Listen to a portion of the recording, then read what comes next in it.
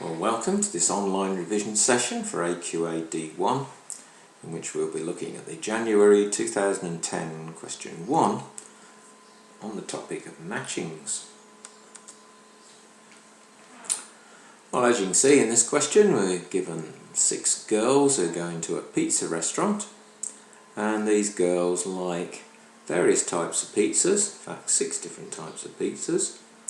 And in the first part of the question, from the information that we're given in the table, we're asked to construct a bipartite graph, which, if you remember, is where we list the 6 girls, let's say on the left hand side, and the 6 types of pizzas on the right hand side, and then join with lines to show, or with edges, to show which pizzas each girl particularly likes.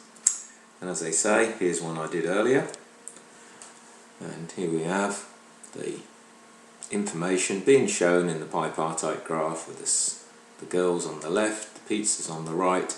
And for example, Bianca likes Neapolitan and Romana pizzas, and so you can see B has been joined to N and B has been joined to R. So 2 marks for this, 1 mark for showing the 6 girls being joined to the 6 types of pizzas, and then an additional mark if you've actually drawn the diagram completely correct.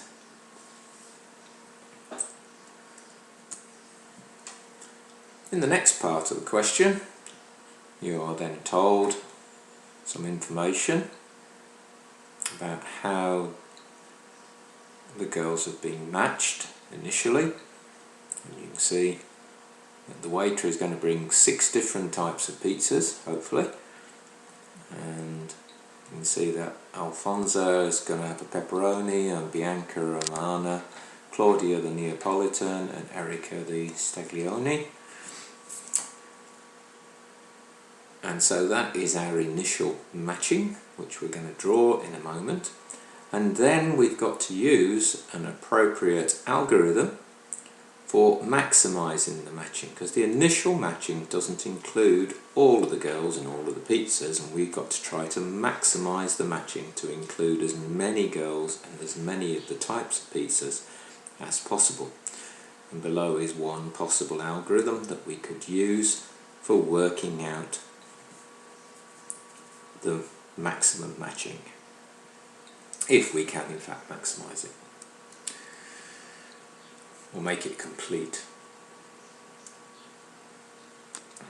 So, firstly then, we draw the initial matching. So A goes to P, B goes to R, C goes to N, and E goes to S. Now, according to the algorithm, what we need to do is to start from one of the edges, which is, one of the either left or right hand group that has not been included. So we could either start from M on the right hand side, or V on the right hand side. It's either M or V that's not included. So I'm going to start with M. So I'm going to put a circle around M to just show where I'm starting. Okay, and so we now draw in, using the bipartite graph, or the information in the table, we know that M can be joined to A. So we're going to draw in from A to M. And then, from the initial matching, we can see that A was joined to P, so now we're going to remove that edge. And we need to write this information down so that we're showing the examiner exactly what we are doing. So A to M has been put in, and then A to P has been removed. So that now means that P is no longer in the matching, so we need to now draw in a connection to P. So if we look back at our matching diagram, the bipartite graph, P can go to E. So now we're going to draw in P to E. So we're adding in EP. But in our initial matching, E was joined to S, so now we're going to remove that edge. So E to S has been removed. And then, having done that, S is no longer in, so if we look at our diagram, S could now go to D. So S can now go to D. And at this point, we see that D previously wasn't in our matching. So S to D has now been included. So S to D has now been added. So D is now included. So we're now at a vertex which previously was not included on the right hand side. Sorry, the left hand side. So if that's the case, we stop at that point, and then any of the other edges which previously were in our matching can now be redrawn in our matching. So C now goes to N and B goes to R as we had before. So there we have a new matching. It's not complete because V and F are not included, but it's better than it was before. Previously we only had 4 on each side, now we've got 5 on each side. So now we can apply the matching algorithm a second time to see if we could improve it.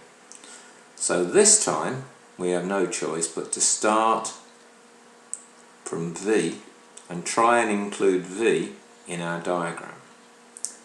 So if we have a look, V could either go to C or it could go to E. So the question is, which one are we going to do? Well, previously E was added in, so I think we're going to go from V to C and see how that works. So we're going to go from V to C and add that edge in, which now means that C to N, which was in our new matching here, will have to be removed. So C to N we will take out. So N now needs a new partner, so N would have to go to B. So now we draw in NB.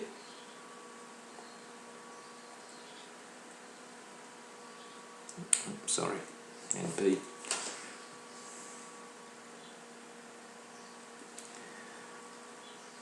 Which means then that B to R will have to be taken out.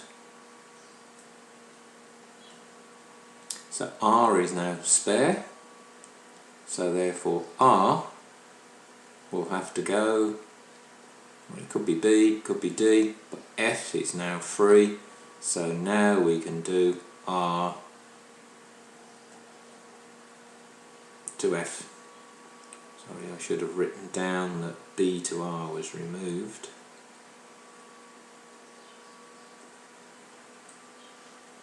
And now I can put in F to R. And once again I stop at this point because I'm now at a vertex which previously wasn't in my matching.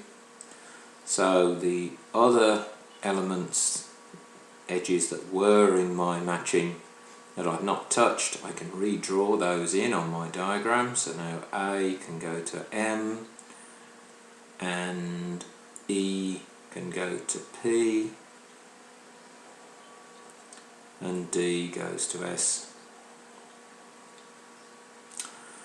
And now you can see I have a complete matching.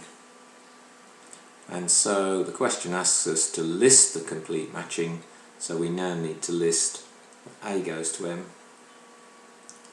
B goes to N, C goes to B, D to S, E to P, and F goes to R.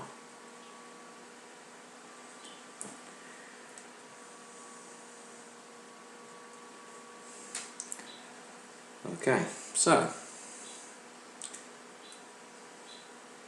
first part then, there would be 2 marks for showing the elements, which in turn have been added in, and the elements that have been removed. Okay, so that will give you 2 marks.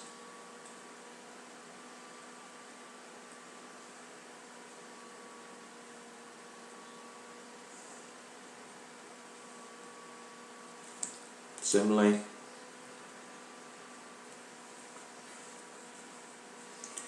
on the second route through, you will get 2 marks for that part as well.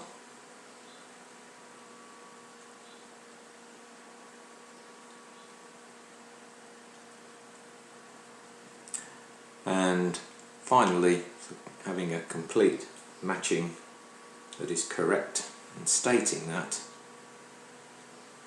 you will get a mark for that statement mark.